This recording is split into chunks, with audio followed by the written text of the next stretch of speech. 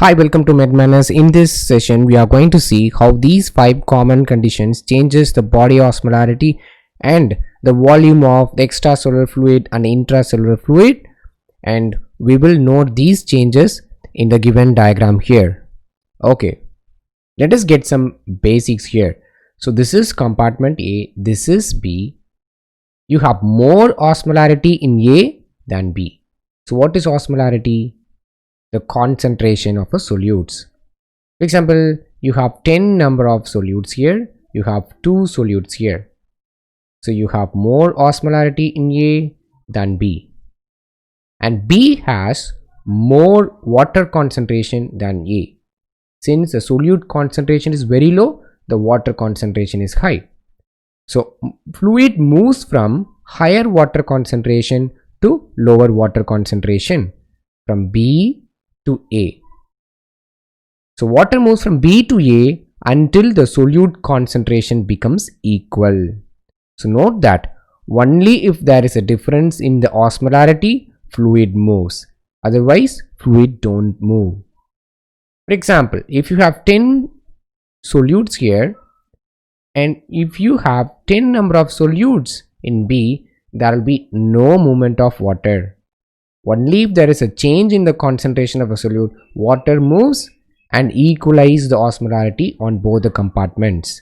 Keep this point in your mind. In this picture, I have noted that you have 2/3 of a body volume inside the cells, intracellular fluid, and this is your extracellular compartment. You have 1/3 of a volume in the extracellular compartment. Note that when osmolarity is 300, I'm taking the approximate value for better understanding, and inside the cell you have 300, so that there is no movement of water. When this value changes, there will be movement of water to equalize the osmolarity on both the compartments.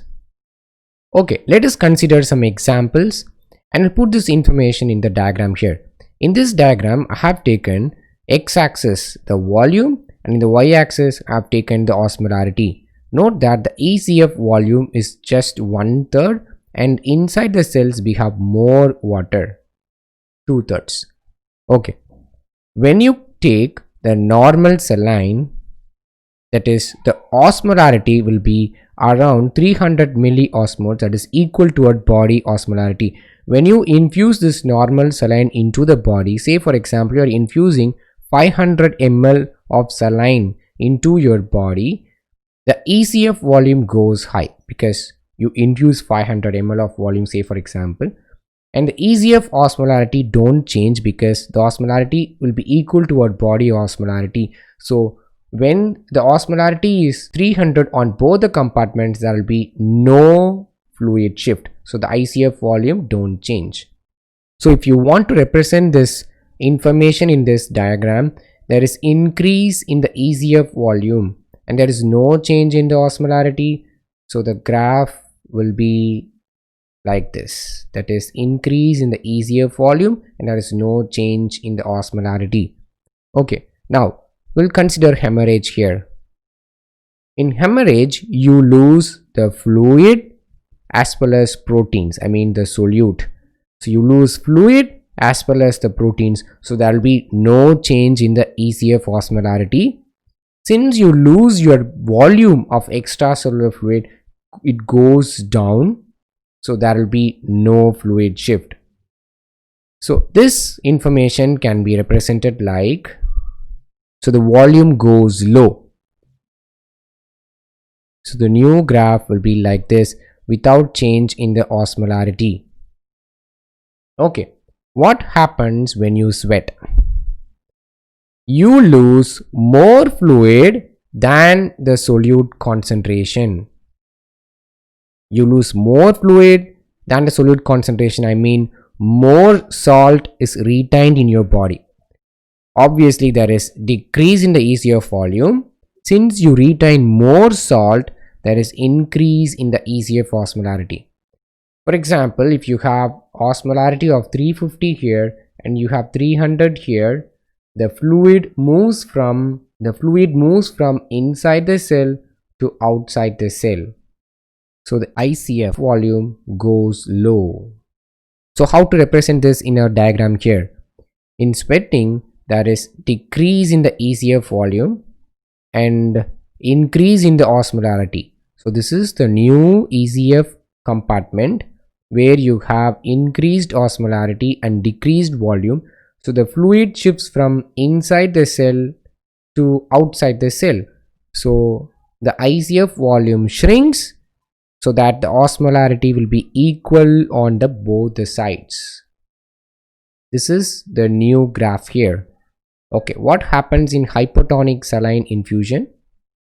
That is hypotonic, that should be less than 300. Okay, so the ECF osmolarity is very low because you infuse hypotonic saline infusion, and the ECF volume goes high because you infuse some new volume into the ECF.